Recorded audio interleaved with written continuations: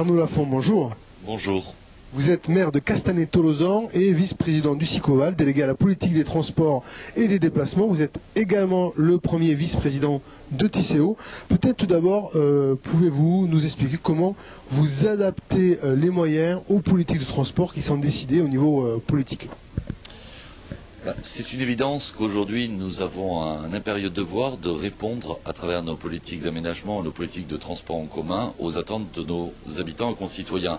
C'est ce que nous essayons de faire au regard de l'ensemble des données qui nous sont communiquées à travers les enquêtes ménages et déplacements, de telle sorte à répondre réellement aux enjeux d'aujourd'hui mais aussi de demain. Alors, puisqu'on parle des enjeux de demain, quels sont les transports qu'on peut voir fleurir à Toulouse dans les années à venir?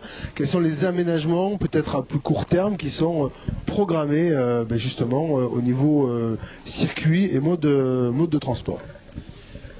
Je pense qu'en termes de transport et de transport en commun en particulier, il ne faut exclure aucun univers des possibles. Savoir ce qui marche, avoir une analyse rétrospective et consciente de ce qui a coûté de l'argent, de ce qui a fonctionné, de ce qui n'a pas fonctionné, de regarder également en termes de recherche, ingénierie et développement ce qui seront les moyens de transport de demain et ouvrir le champ des possibles et surtout ne pas se tromper dans nos choix publics. Alors par exemple par exemple, nous avons aujourd'hui, en termes d'ingénierie, des projets nouveaux, issus des recherches d'aérospatiales ou autres, comme le Skytrain. Nous avons des projets de voitures volantes qui sont aussi en cours d'études. Nous avons des possibilités de diversifier l'ensemble du maillage de transport en commun sur les urbaines toulousaines, avec le prolongement de la ligne B du métro, la création de la 3e ligne, l'aérotram.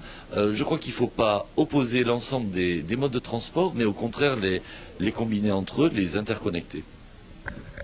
Alors vous évoquez le Skytrain, qui est un mode de transport un petit peu révolutionnaire, qui a été présenté l'année dernière ici même à Toulouse. Où est-ce qu'on en est de ce projet-là?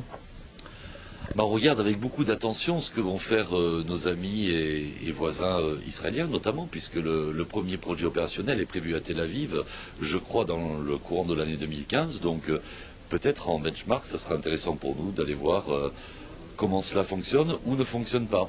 Aujourd'hui, le principal problème du Skytrain, c'est pas tellement son coût, c'est pas son insertion paysagère, puisqu'il y a de bonnes solutions à ce niveau-là, c'est la capacité d'emport. Aujourd'hui, le Skytrain transporte vite un certain nombre de passagers, mais peut-être pas suffisamment. Donc nous, dans l'aire urbaine toulousaine, nous avons besoin de transports en commun avec une grande capacité, et la meilleure réponse, ça reste le métro.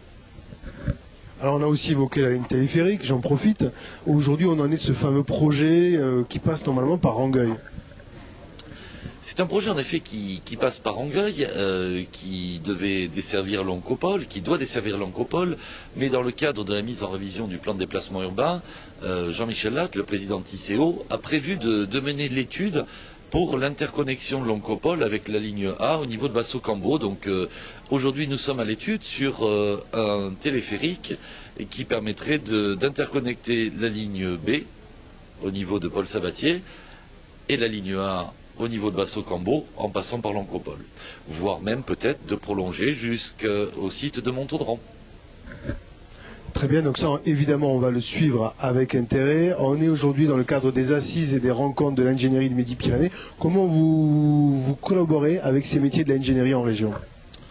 C'est avec plaisir que je me suis retrouvé aujourd'hui à ces rencontres de l'ingénierie. Pourquoi? Parce que les ingénieurs, les spécialistes, les techniciens sont nos principaux atouts, sont nos principaux collaborateurs et partenaires dans l'aide à la décision publique. Le politique, à un moment donné, il a une idée d'œuvre, il a une envie, il souhaite répondre à une satisfaction, à une demande immédiate de ses concitoyens. Mais pour ce faire, il existe plusieurs possibilités. Les possibilités, le champ des possibles, il nous est offert par l'ingénierie, par la technicité. C'est pour ça que le dialogue entre le politique et l'ingénierie est très important. Très bien, Arnaud Lafont, merci et rendez-vous dans les prochaines années pour voir tous ces modes de transport bien-être sur la région toulousaine. À très bientôt, merci.